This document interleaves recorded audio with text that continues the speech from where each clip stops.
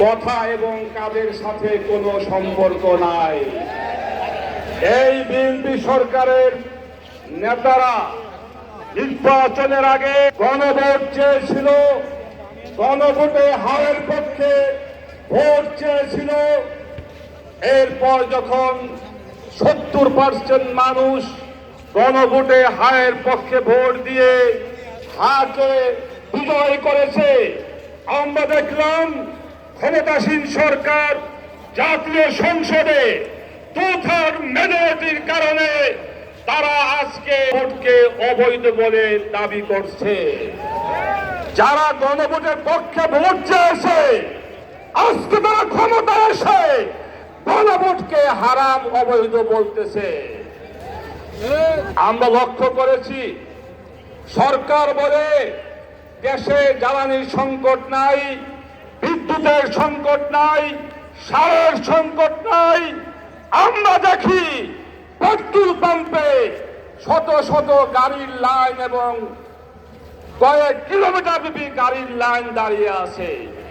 আমরা দেখি ঢাকা শহর ছাড়া গ্রাম অঞ্চলে বিদ্যুৎ প্রায় থাকেই না বললে চলে।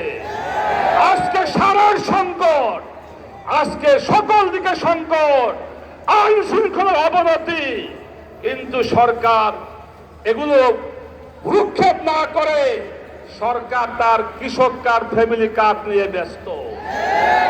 আমরা লক্ষ্য করেছি এই 1.5 মাসের মধ্যে সরকার তাদের ফ্যামিলি কার্ড, কৃষক কার্ড দেওয়ার জন্য ব্যাংক থেকে 41,000 কোটি টাকা ঋণ নিয়েছে। প্রিয় ভাইরা আমার, সরকার যদি এভাবে চলতে থাকে এই দেশ আগামী 6 মাসের মধ্যে দেউলিয়া হয়ে যাবে, দেউলিয়া হয়ে যাবে।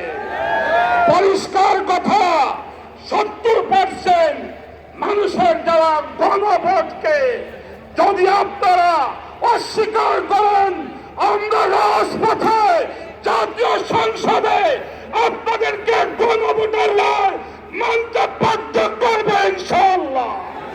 আমাদের আন্দোলন শুরু হয়েছে, দাবি আদায় করার আগ পর্যন্ত আমরা বাংলাদেশ খেলাফত মজলিস এবং 11 দল রাজপথ ছাড়ব না ইনশাআল্লাহ।